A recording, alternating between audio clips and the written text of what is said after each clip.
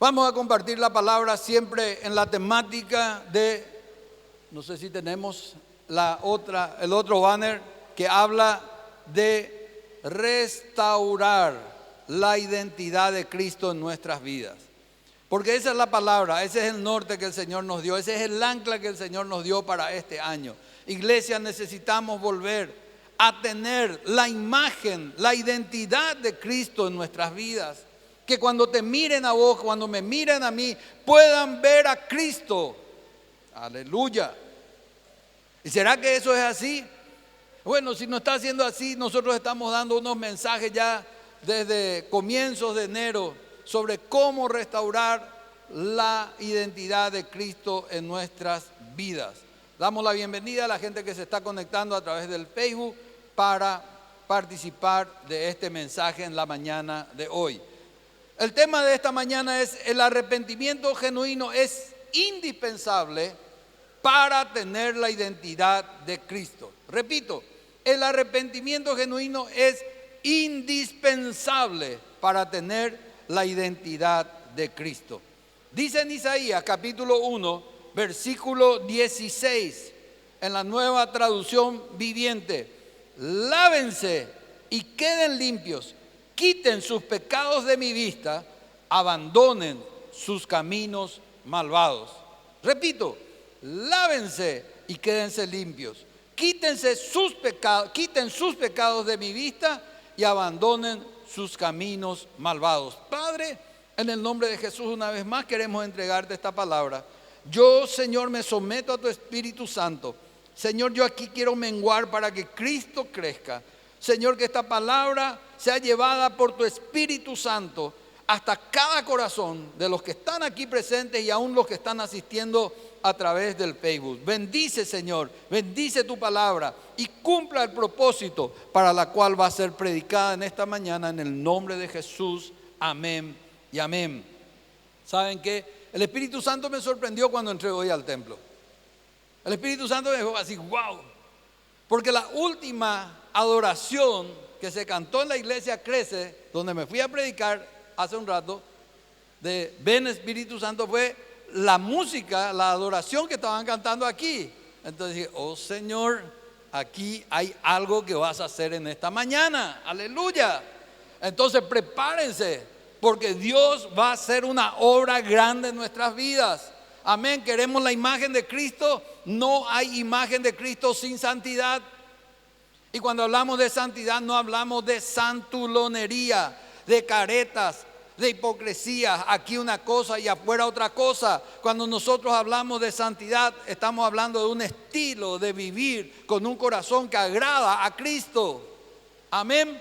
Entonces no es andar esforzándome. Oh, cómo me cuesta no tomar esa cerveza, cómo me cuesta no ver esa pornografía. No, santidad es tener un corazón que agrada a Dios. Amén. Entonces el Señor, que dice en su palabra: lávense, queden limpios, quiten sus pecados de mi vista, abandonen sus caminos malvados. El arrepentimiento genuino, mis amados hermanos, es una necesidad, es algo indispensable, imperioso para entrar y crecer en el reino de Dios. Amén. El arrepentimiento genuino es la puerta de entrada al reino de Dios. Dice que sin un arrepentimiento genuino no hay liberación de pecados. No hay liberación de pecados. Y por no sé qué razón, hermanos, la palabra liberación al cristiano medio que le da miedo. ¿Sí o no? Y a veces, hermanos, y tengo que decirle, y no me tomen como una herejía, hay muchos asistentes a la iglesia que dicen ser cristianos, pero que tienen presencia demoníaca que perturban sus vidas. Y si no hay un genuino arrepentimiento, hermanos, no va a haber salvación, no va a haber santidad. Amén. Entonces nosotros necesitamos genuinamente arrepentirnos de nuestros pecados para liberarnos, hermanos, para vivir libre de la opresión del maligno. ¿Cuántos no pecaron en esta mañana? Levanten su mano. ¿Cuántos antes de venir al culto no pecaron?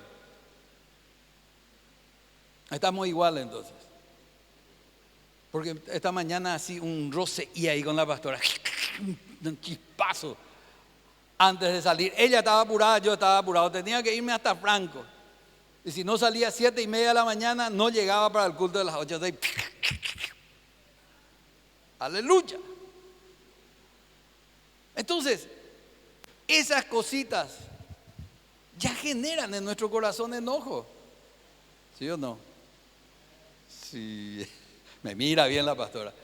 Entonces, de alguna u otra manera esta mañana ya pecaste. Entonces, ¿qué necesitas? Un arrepentimiento genuino. La palabra de Dios dice que para acercarte a la mesa del Señor esta mañana, que tenía que tener el corazón limpio.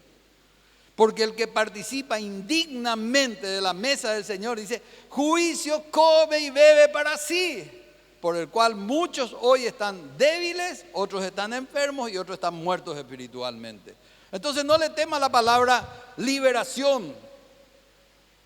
Liberación no es solamente aquel hecho que habrán visto ustedes en las películas El Exorcista o no sé cómo se llaman estas otras películas de terror, donde la gente da la vuelta al ojo y echa espumarajo y se convierte en... No. Liberación es cuando vos confesás tus pecados, sacás las cargas que tenés en tu mochila. Porque mucha gente vive en pecado. Y a veces se tiene el concepto de que el pastor anda con 2 alas así volando, una aureola, etcétera, etcétera, y no cometemos pecados. Hermanos, hay pecado en todos. Yo como pastor soy igualito a ustedes, de carne y hueso, me tengo que bañar o si no voy a tener catí. Yo tengo que comer porque tengo hambre también igual que ustedes cuando llega la hora de comer. Entonces a veces se tiene ese falso concepto, ¿cómo el pastor? Y no digo esto para abrir el paraguas, digo sencillamente porque todos necesitamos arrepentimiento genuino. ¿Para qué? Para que podamos vivir en santidad, libres de toda opresión demoníaca. Entonces, el Señor, Geraldo, ayúdame con este ventilador, porque no le sopla a nadie, parece. El Señor nos da la forma de llegar a un arrepentimiento genuino en Isaías 1:16. Lávense, quítense, abandonen, son 3 verbos fuertes. Y yo hoy quiero ver qué pasos tenemos que dar para lograr un arrepentimiento genuino. ¿Cuántos necesitan un arrepentimiento genuino en sus vidas? Gloria a Dios por los que son sinceros. El resto que les pida, no, digo nomás. En primer lugar, debo reconocer mis faltas. Debo reconocer mis faltas. Dice en Proverbios 28:13, el que encubre su pecado o el que encubre sus faltas no prosperará, mas el que los confiesa alcanzará misericordia. El que encubre sus faltas, el que tapa su pecado, el que trata de ocultar a otros sus fallas. Y yo les puedo engañar a todos ustedes, yo les puedo mentir a todos ustedes y tapar mis faltas, pero no me puedo esconder de Dios. Vos podés irte al lugar más lejano, más remoto, te podés esconder bajo la piedra, te podés esconder en el fondo del mar para pecar, pero Dios te está mirando. Entonces no vale la pena encubrir nuestras faltas. ¿Qué consecuencias? Dice, el no reconocer mis faltas me hará miserable. ¿Por qué? Porque no alcanzaré prosperidad, no seré prosperado. Y algunas personas no se explican por qué no salen de una situación así de miseria, no solamente económica, sino también miseria en su modo de vivir. ¿Por qué? Porque viven en pecado. Y el Señor dice, el que encubre, el que no reconoce sus faltas, será miserable en una versión y pobre. Pero el que los confiesa alcanzará misericordia. ¿Qué es misericordia? Mis miserias llevadas al corazón de Cristo. Mi pobreza espiritual mi situación de vida, la llevo al corazón de Cristo. ¿Y qué hace el Señor? Las toma. Y dice, este reconoció sus faltas, este reconoció sus fallas, reconoció sus pecados, y yo le voy a levantar. En el Salmo 32:3 dice, mientras me negué a confesar mi pecado, mi cuerpo se consumió y gemía todo el día. La segunda consecuencia de tapar, de no reconocer mis faltas, es enfermedad en el cuerpo. Dice, mientras me negué a confesar mi pecado, mi cuerpo se consumía. ¿Cuántas personas, hermanos, recorren médicos, neurólogos, traumatólogos, etcétera, etcétera? Se hacen análisis, se hacen tomografías, se hacen un montón de estudios y no sale nada. ¿Por qué? Porque hay pecado oculto en sus vidas. Mientras que me negué a confesar mis pecados, dice, mis huesos se envejecieron y en mí era gemir todo el día. Amén. Entonces la primera consecuencia, miseria, pobreza, escasez. La segunda consecuencia de no confesar mis faltas, ¿cuál es? El de encubrir mis fallas, es dolor en el cuerpo. Somatizamos, dicen los entendidos. Somatizamos nuestros dolores. ¿Por qué? Porque el pecado es una carga. Por eso que la palabra de Dios dice que despojémonos de toda carga y pecado que nos asedia y que corramos libremente la carrera que Dios tiene por delante nuestro. Si en tu corazón hay rabia, hay enojo, deseo de venganza, hay rencor, mi querido hermano, mi querida hermana, vos que estás viendo por Facebook, no vas a salir adelante, te vas a quedar trancado. Por eso es que en 1 Juan 1:9 dice que si confesamos nuestros pecados, Dios es fiel y justo para perdonar nuestros pecados y limpiarnos de toda maldad. Amén. Entonces hace falta confesión de pecados para liberación y para un genuino arrepentimiento. En segundo lugar, 2 Corintios 7,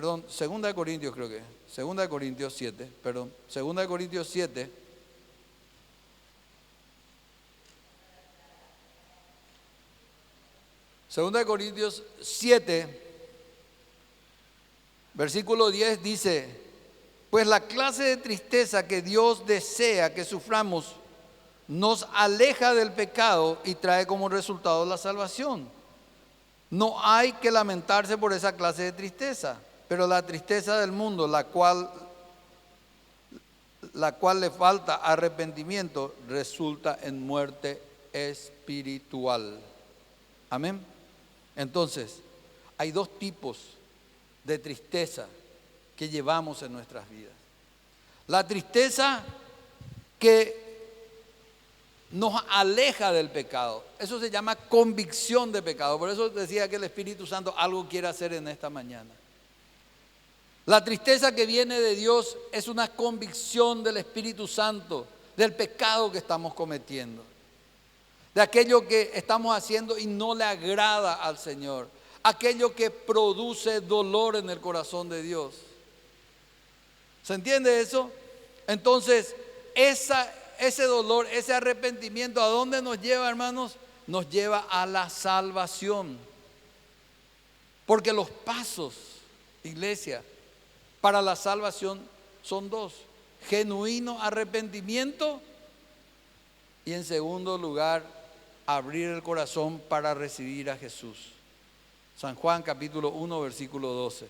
A todos los que creyeron en su nombre, a todos los que le recibieron en su corazón, le dio la potestad de ser hechos hijos de Dios. Ahora, la tristeza que viene del mundo, en una versión dice degenera en muerte. En esta versión dice el resultado es muerte espiritual, porque la paga del pecado es muerte. No física, muerte espiritual. Te puede llevar con el tiempo a la muerte física, pero es muerte espiritual. Entonces, ¿qué es lo que pasa normalmente cuando uno no le tiene a Cristo? ¿Qué es lo que pasa cuando uno no entiende este dolor por haber fallado? viene a nuestra mente, a nuestro corazón, un remordimiento, dice el mundo. Peso de conciencia. Te fallé, Robertito, perdóname. No dice lo perdóname, discúlpame, porque perdonar es divino.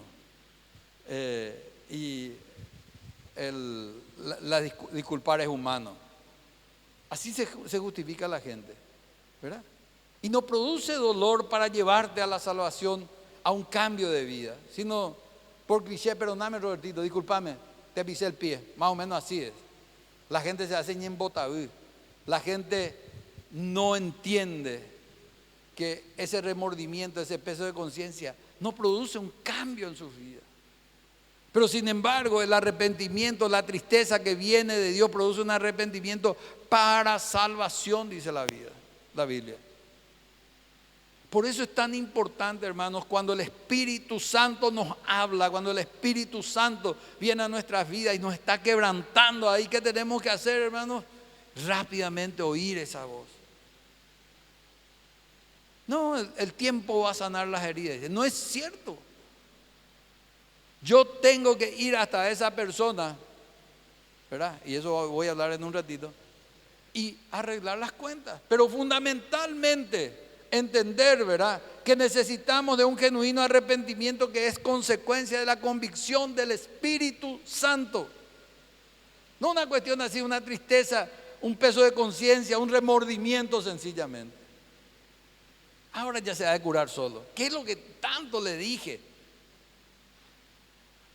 ¿Cuántos pensaron así alguna vez? Parece que en Franco nomás piensan así. No, digo no. Entonces ahí viene el pedido de perdón, hermano.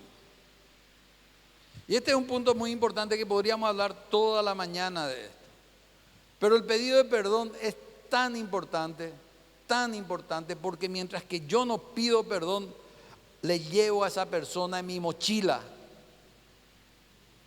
Cuando yo estoy enojado con alguien, porque me hirió, porque me ofendió, porque me lastimó, porque me traicionó, sea cual sea la razón por la cual yo llevo una herida en mi corazón, ¿sabe qué pasa?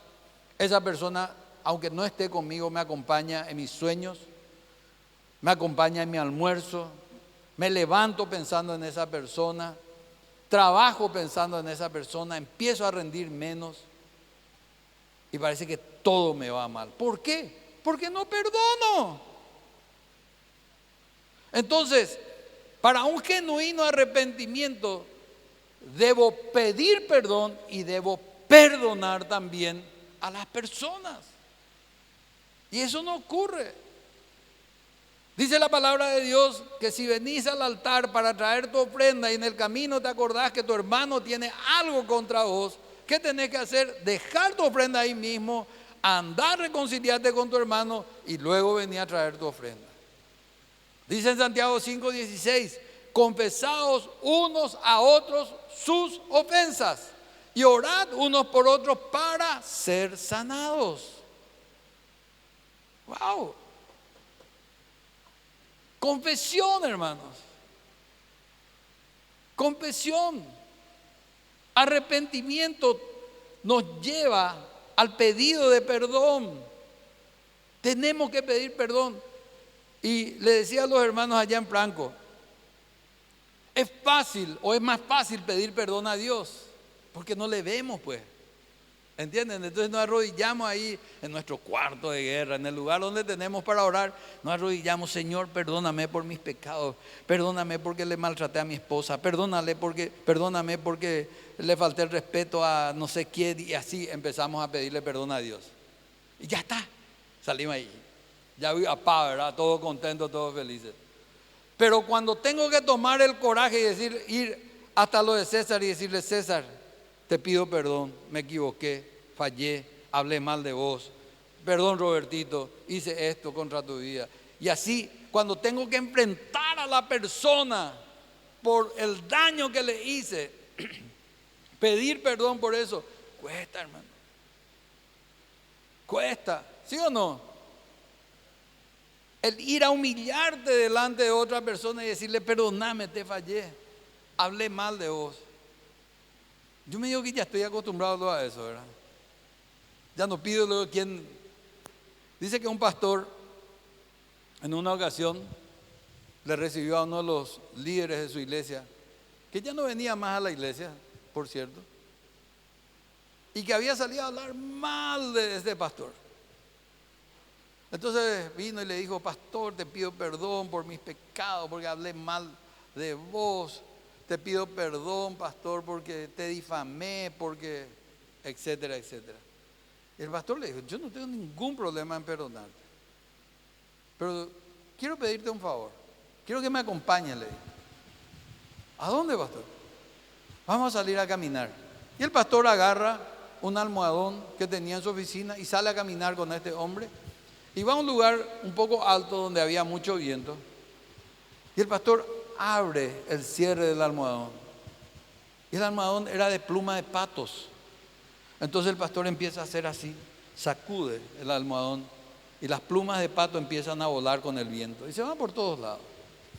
Y el pastor le dice: yo te dije que no tenía problema en perdonarte, pero ahora, para completar el pedido de perdón, quiero que recojas todas esas plumas que volaron por ahí para que yo te pueda perdonar genuinamente. Y el hombre le mira y le dice: ¿cómo, pastor? Volaron por todos lados, ¿dónde voy a encontrar ya todas las plumas? Le dijo: bueno, así fueron tus palabras contra mi vida, me difamaste por todos lados, ¿podés recoger hoy? La palabra de Dios dice que nuestras palabras son como la flecha en el arco, una vez que es lanzada nadie la puede detener. Así mismo es cuando de repente hablamos mal de las personas, difamamos, calumniamos, mentimos, a veces en contra nuestra, y tenemos que ir a ofrecer el perdón a esas personas. Sabemos que está hablando mal de nosotros, sabemos, pero igual la Biblia dice: perdonale. Y hay procedimientos bíblicos para el perdón. Mateo 18:15: si tu hermano falla contra vos, anda a hablarle a solas y arregla la cosa. Si no te escucha, lleva a un testigo y anda a tratar de arreglar las cosas. Si no le escucha al testigo y a vos, entonces ahí llevarle a la iglesia, llevarle delante de los ancianos, dice la Biblia, y traten de arreglar las cosas. Y si ahí no se convence, entonces ténganle por gentil y publicano, dice. O sea, que se vaya. Pero ¿qué es lo que normalmente hacemos? Alguien te falla, alguien metió la pata contigo y venís directamente al pastor o a la pastora. Y vos sabés que fulano es tal, y esto me dijo, y esto habló de mí. Pedí nomás perdón. Hacer procedimiento bíblico y vas a ver que las relaciones se vuelven a restablecer. El puente vuelve a levantarse. Amén.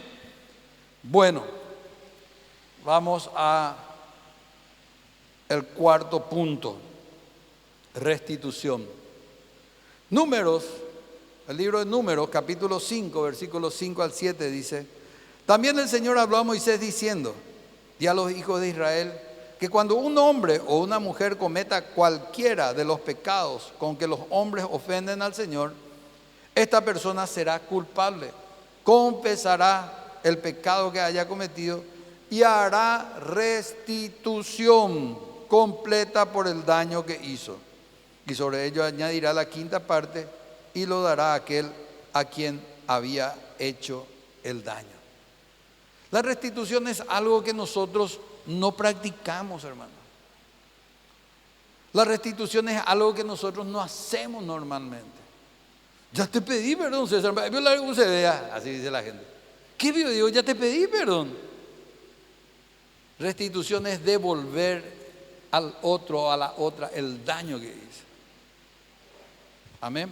Entonces es tan importante, y el Señor marca más acá, si es cuestión económica, un 20%, una quinta parte de un 20% sobre el daño que le hiciste a la otra persona. Pero a veces ese daño no es material precisamente, a veces ese daño es moral, a veces ese daño es daño ético. Y no restituimos, no hacemos. Para cerrar el círculo, ¿verdad?, de un genuino arrepentimiento hace falta la restitución. Devolver daño o sanar ese daño que hicimos. Amén. Por eso es tan importante, iglesia, que entendamos bien que para un genuino arrepentimiento hay pasos que dar. No cubrir mis faltas, ¿verdad? Entender que el genuino arrepentimiento es el dolor que produce el Espíritu Santo, la convicción de pecado, de justicia y de juicio, que dice Pablo que el Espíritu Santo produce en nosotros. El pedido de perdón, la humillación de ir a tener que reconocer que fallé, la confesión de un pecado y la restitución, el devolver aquello que dañamos. Libros, por darle un ejemplo, tontería puede ser. ¿Cuántos libros he prestado? ¿Cuántos libros he dado? Y después, sí te he visto, no me acuerdo. Se fue. Si alguno tiene un libro con una firma parecida a la mía, no digo nomás. Pero es así, es una tontería. Y cuando te devuelven el libro, si te devuelven, está todo pintado con lápices de colores de su hijo. Le quitó la hoja. O prestás tu auto. Esto me contó un hermano. Le prestó, el pastor no tenía auto. Y le prestó su auto al pastor. Le dijo, yo tengo dos, pastor, te voy a prestar uno. Entonces le prestó el auto al pastor. Y este pastor no era muy cuidadoso con el vehículo. Y cuando le devolvió el auto, le devolvió 3 ruedas nomás ya, porque una ya no era ni rueda. El motor estaba un desastre. Y hermanos, ahí hay que hacer restitución. Le estoy poniendo así unos ejemplos muy corrientes de la vida, para que entendamos qué significa la restitución. Si agarraste algo que no te pertenecía, esto no es lo de nadie, voy a llevar nomás. Usaste, malgastaste, desgastaste. Después por ahí aparece, alguien no encontró un termo de tal cosa. Y el termo ya está roto, está todo. Entonces andá nomás y comprar un termo nuevo y venir y decirle, hermano, esto yo llevé porque no sabía de quién era, esto es tuyo. Hablando de eso, por ahí alguien se olvidó un termo forrado. Y no voy a decir qué tenía para que el dueño se acerque a reclamar, está en el depósito de la iglesia. Un termo para mate. ¿Alguien dejó un termo para mate alguna vez? La iglesia le quiere restituir. Aleluya. Amén. Vamos terminando. Muy bien. Entonces, la restitución es, como decía, un acto imprescindible para que exista un genuino arrepentimiento, para cerrar el círculo del genuino arrepentimiento. Entonces, necesitamos ser sinceros, hermanos. Necesitamos ser bien sinceros y hacer una restitución de las cosas que de repente cayeron en nuestras manos. Entonces, ¿cómo llegar a ese genuino arrepentimiento? Les leí los pasos, pero hay un ejercicio que hay que hacer. La palabra de Dios que hoy compartimos como lema o como pasaje base es: lávense y queden limpios. 2, quiten sus pecados de mi vista. Y 3, abandonen sus caminos malvados. En primer lugar, tenemos que preguntarle al Señor, ¿de qué me tengo que lavar, Señor? ¿Qué pecado estoy encubriendo? ¿Qué falta? No me estoy dando cuenta a veces, porque todos hacen, entonces es normal que yo haga. Entonces, ¿lavarnos de qué? ¿Quitar qué cosas en mi vida? Señor, ¿qué pecado yo no veo? Porque saben que muchas veces el pecado se convierte en un hábito. Algunos mienten por deporte, hermanos. Sí, te voy a llamar, sí, no hay problema. Ok, te llamo más tarde. Y ya sabe esa persona que no va a devolver esa llamada. Sí, me voy a ir a verte. Nunca se va a verle. ¿Por qué? Está acostumbrado a mentir, usa frases cliché. ¿Qué tal? ¿Cómo está? ¿Todo bien? Al pelo. El tipo se está por ahogar. Está mintiendo. Se convirtió en un hábito la mentira en su vida. ¿Va a venir mañana? Sí, seguro vengo mañana. Si te he visto no me acuerdo. Mentiras. Entonces son hábitos malos que tenemos en nuestras vidas, ¿verdad? Y asumimos como que es algo normal. Entonces decirle al Espíritu Santo, ¿de qué pecado me tengo que arrepentir? ¿Qué pecado tengo que confesar, Espíritu Santo? Y en tercer lugar, analizar mis caminos. Dice, aléjate, abandona tus caminos malvados. La Biblia dice que hay caminos que al hombre le parecen rectos, pero son caminos de muerte y de mal.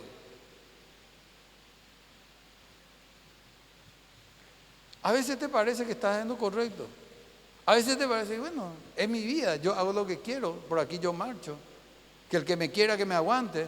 Si mi esposa me quiere, me va a aguantar. Aleluya. Y no es así. Este precioso libro de más de 3.500 años de antigüedad tiene el camino correcto que tenemos que seguir. La Biblia dice que el camino a la perdición es ancho y la puerta es amplia, pero el camino que lleva a la salvación es estrecho y la puerta es chiquita.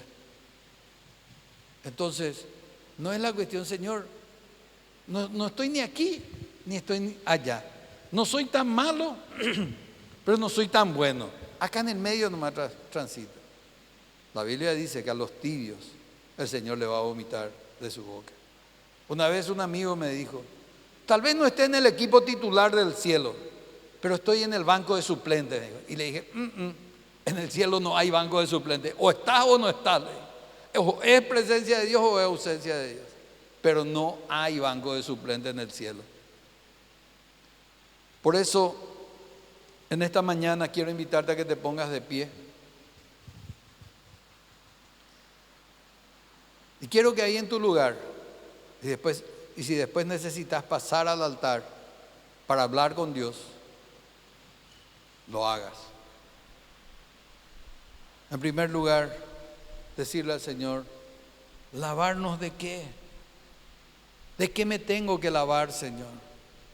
¿De qué tengo que quedarme limpio? En segundo lugar, ¿qué pecados hay en mi vida y ya son hábitos? Ya se convirtió en una manera de vivir en mi vida.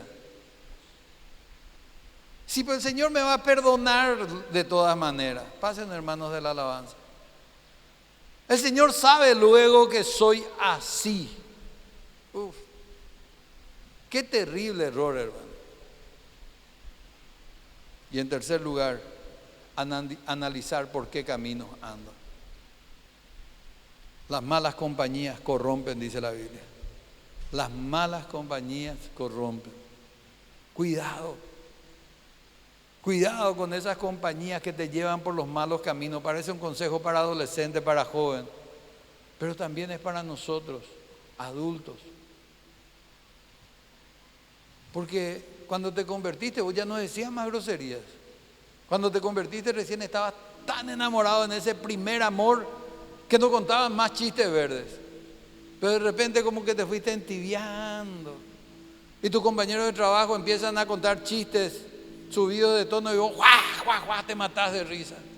Te pasan un video semi-pornográfico o un dibujo burlón en torno al sexo y vos festejás y reenviás a todo el mundo. Pecado, hermano. Malos caminos, malas compañías. ¿Y qué estamos buscando, hermanos? Restaurar la imagen de Cristo en nuestras vidas.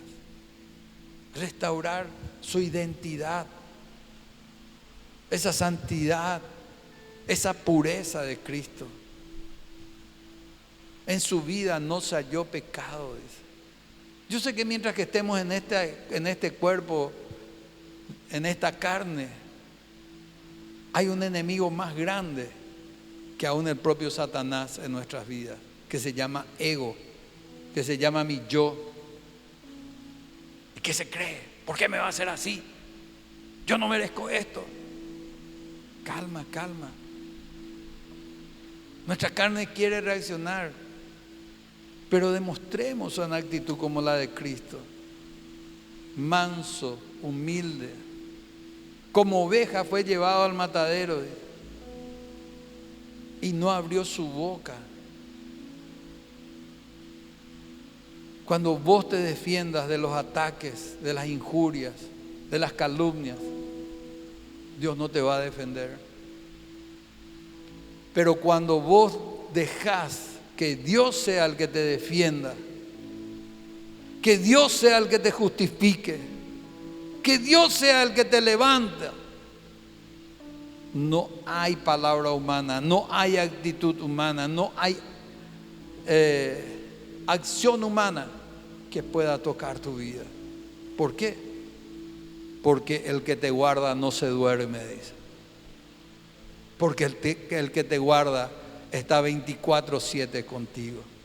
Dios y Padre, gracias te doy en esta mañana. Gracias por esta bendita palabra tuya que nos anima, nos levanta. Gracias, Señor, porque en ti hay perdón, en ti hay restauración, en ti, Señor, hay liberación de pecados. Gracias por los que están asistiendo a este programa. Una vez más, oramos, Señor, para que ellos ahora puedan abrir su corazón y recibir a Cristo como Señor y Salvador, como fruto de un genuino arrepentimiento. Repitan conmigo: Señor Jesús, con más fuerza, Señor Jesús, en esta mañana me acerco a ti, te pido perdón y me arrepiento de todos mis pecados. Abro mi corazón, abro mi vida para recibirte como Señor y Salvador mío. Inscribe mi nombre en tu libro de la vida. Amén y amén.